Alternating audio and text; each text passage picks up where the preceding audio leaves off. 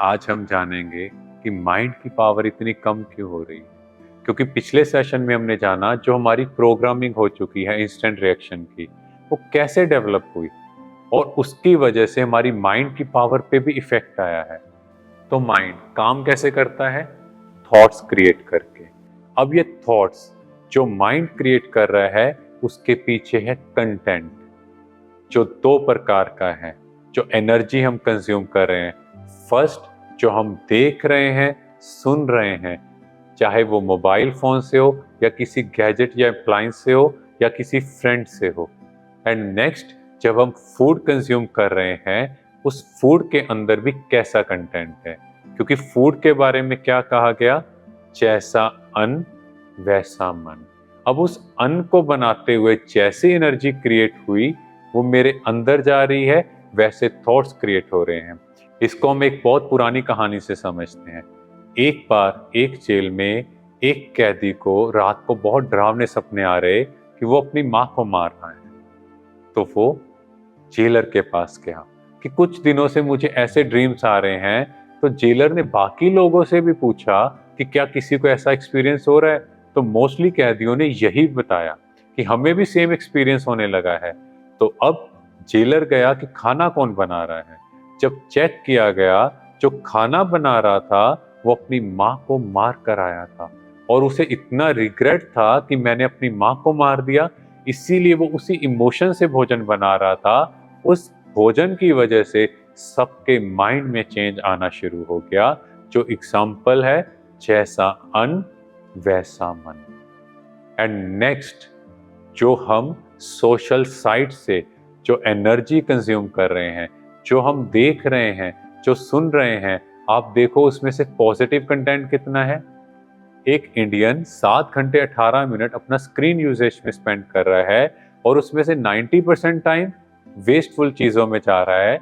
अब आप सोचो ऐसे का ब्रेन कैसा होगा। और इसीलिए जो कंसंट्रेशन पीरियड था, जो इंडियंस इतने पॉपुलर थे कि हम लोग घंटों तक बैठे रह सकते हैं, वो सिर्फ 3 मिनट 5 सेकंड का रह गया है। हम एक चीज पे कंसंट्रेट नहीं कर पाते और आजकल बहुत से लोग ये कंप्लेंट करते हैं कि हमारी कंसंट्रेशन पावर नहीं है, जिसको हम एक एग्जांपल से समझते हैं। एक बार एक यंग व्यक्ति था, वो बहुत बड़ा धनुर्धर था और उसे बहुत प्राउड था कि मेरे जैसा धनुर्धर कोई नहीं।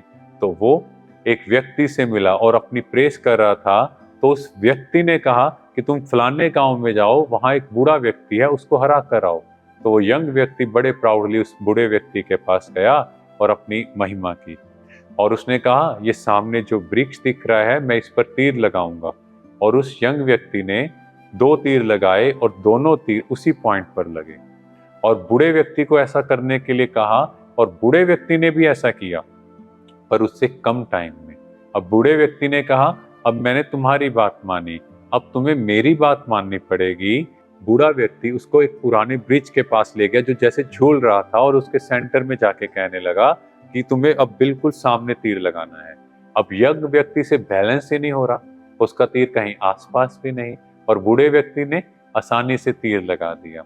अब बूढ़े व्यक्ति ने उस यंग व्यक्ति को कहा, देखो तुमने तीर और कमान चलाने की विद्या हासिल की, पर तुम्हारा मन पर कंट्रोल नहीं है।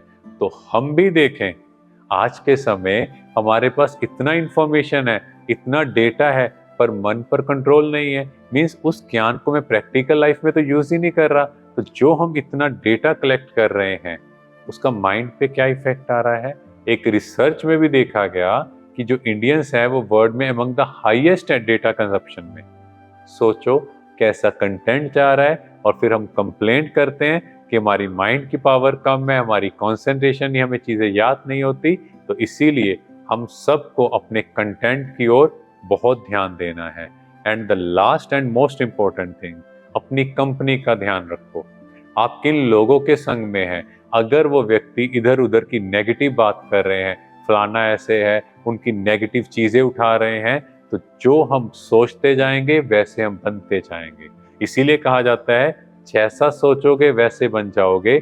इसीलिए ऐसे लोगों की नेगेटिव कंपनी को भी छोड़ना है, उन लोगों की कंपनी करें जहां से हमें पॉजिटिव कंटेंट मिले। Thank you. ओम शांति।